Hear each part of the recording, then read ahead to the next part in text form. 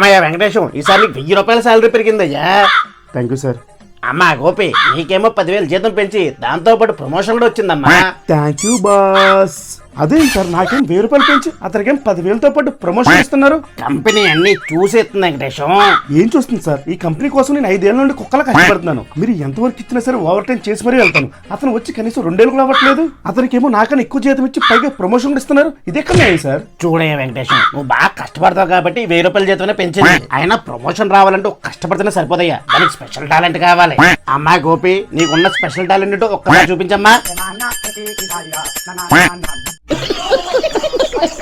మనకు కొత్తగా పెళ్ళింది అస్సలు మొహమ్మద్ పడుకో. ఇంట్లో నీకు ఎలా ఇస్తే అలా ఉండు. సరే అండి.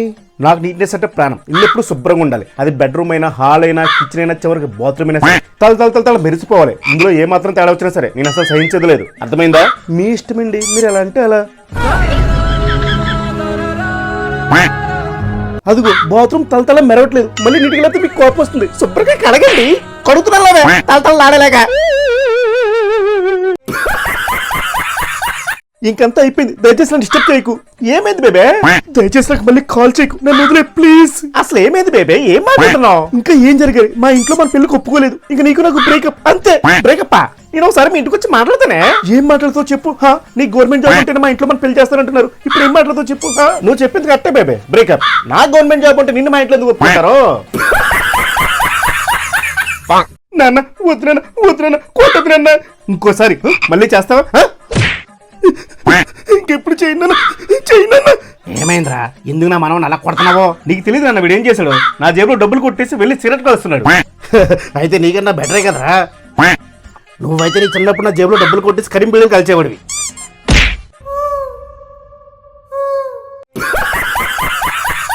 నీకెవరంటే ఎక్కువ ఇష్టమే?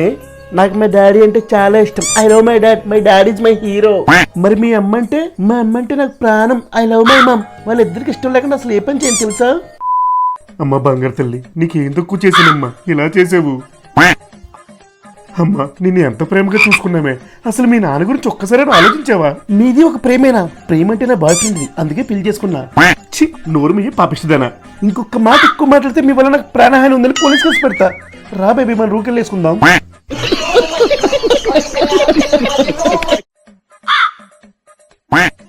ఏమండి, టైం 9 అవుతుంది. మీరు ఎక్కడ రెడీ అవ్వలేదు? అసలు ఆఫీస్కి వెళ్ళే ఉద్దేశం ఉందే రోజు మీకు? ఏంటండి ఎలా ఉన్నారు? ఏమైంది? ఏం లేదే, ఆఫీస్లో వర్క్ ప్రెజర్స్. ఈ వర్క్ ప్రెజర్స్ వల్ల డిప్రెషన్లోకి వెళ్ళిపోతామనిపిస్తుంది. ఆఫీస్కి వెళ్ళాలంటేనే భయమేస్తుంది. అవునా? అయితే ఈరోజు ఆఫీస్కి లీవ్ పెట్టండి. నేను కూడా పనులన్నీ వదిలేసి మీతో కూర్చొని టైం స్పెండ్ చేస్తాను. కాసేపు నాతో మాట్లాడితే మీ డిప్రెషన్ తగ్గుతుందేమో. నేను ఆఫీస్కి వెళ్ళిపోతున్నానే. బేబీ, రేపు సరదాగా బయటకి ఎక్కడికి వెళ్దామా? అమ్మో, బయటికా? ఎక్కడికి వెళ్దాం? పార్క్ వెళ్దామా? అమ్మో, పార్కా? వద్దు, అక్కడ ఎవరైనా తెలిసిన వాళ్ళు చూస్తే మాది అసలే పద్ధతి గల ఫ్యామిలీ. అయితే సినిమాకి వెళ్దామా? అమ్మో, సినిమాకా? ఒకవేళ అక్కడ కూడా ఎవరైనా చూస్తే? పోనీ బీచ్కి వెళ్దామా? అమ్మో, బీచ్కా? అక్కడ ఎవరైనా తెలిసిన వాళ్ళు కనబడితే? వద్దు బాబు, మాది అసలే పద్ధతి గల ఫ్యామిలీ. మరైతే ఎక్కడికి వెళ్దాం? ఓఏకి వెళ్దామా? ఓఏ అయితే ఓకే, అక్కడైతే ఎవరు కనబడదు కదా.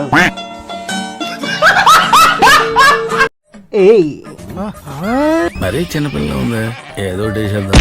ఎక్స్క్యూజ్ మీ, టైం ఎంతండి? మిమ్మల్ని ఎక్కడో చూసినట్టుగా ఉంది.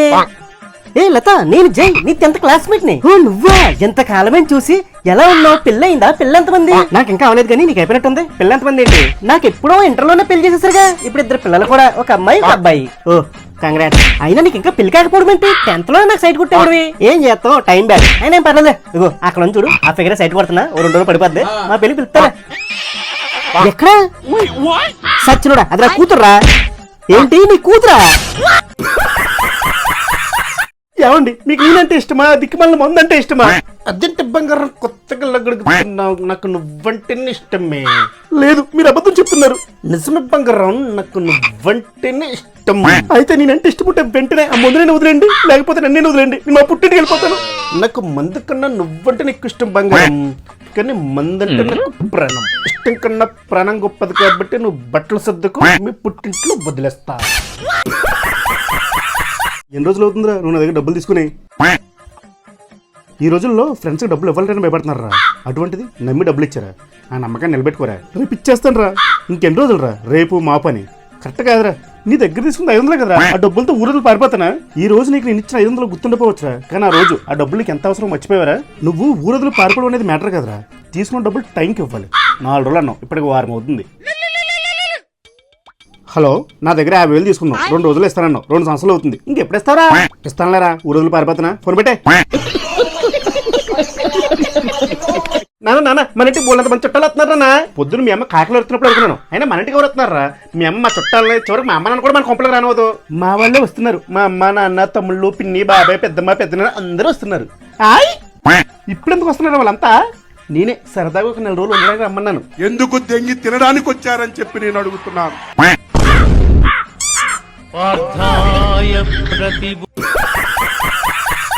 బాబయ్య కొంచెం ధర్మం చేయండి బాబయ్య.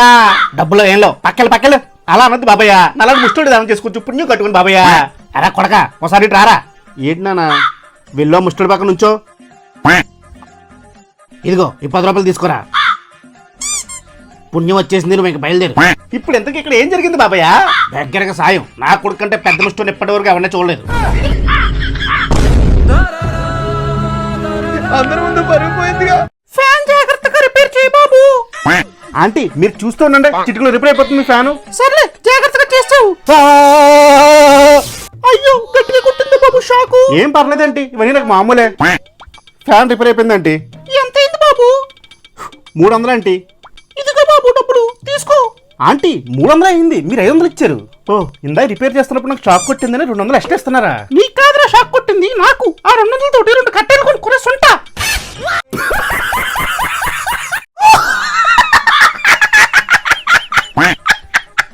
ఏమైందండి అంతలా నవ్వుతున్నారు?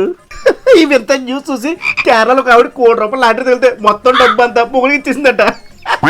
ఇందులో వింతే ఉందండి, ఆ లాటరీ నాకు తగిలిన ఆ డబ్బంతా మీకు ఇచ్చేస్తాను. మా ఆడాలకి మొగల కంటే విలువైంది ఏది ఉండదండి. నిజంగానా అన్నట్టు చెప్పడం మర్చిపోయాను, ఇందా చిల్లరలేక నీ హ్యాండ్ బ్యాగ్ నుండి 50 రూపాయలు తీసుకున్నానే. మీకు ఎన్నిసార్లు చెప్పానండి నా హ్యాండ్ బ్యాగ్ ఇందులో డబ్బులు ముట్టుకోవద్దని? ఇంకోసారి ఆ డబ్బులు మీకు చేపెడితే ఆ చివరి గుట్టి పూల పెడతాను. చూడు నాకు ఓపిక చాలా తక్కువగా ఉంది, అడిగిన దానికి సరిగ్గా ఆన్సర్ చెప్పు. 9 into 9 ఎంత? 85. 9 into 9 ఎంత? 85. నీకు వేలకు వేలు ఫీజులు కడుతుంటే 9 into 9 ఎంత? మళ్ళీ అడుగుతున్నా, 9 into 9 ఎంత? 78. 9 into 9 ఎంత? 78. అసలు నువ్వేం చదువుతున్నావు? ఎంతసేపు టీవీ చూడడం ఆడుకోవడం తప్ప? ఈసారైనా సరిగ్గా చెప్పు, 9 into 9 ఎంత? 9 into 9 81. 81. ఎందుకే పాపం వాడిని అలా కొడుతున్నావు? వీడికి కనీసం ఎక్కలు కూడా రావట్లేదండి. 9 into 9 ఎంత అంటే 81 అంటున్నాడు. వాడు చెప్పింది కరెక్టే కదా, 9 9 81 కదా.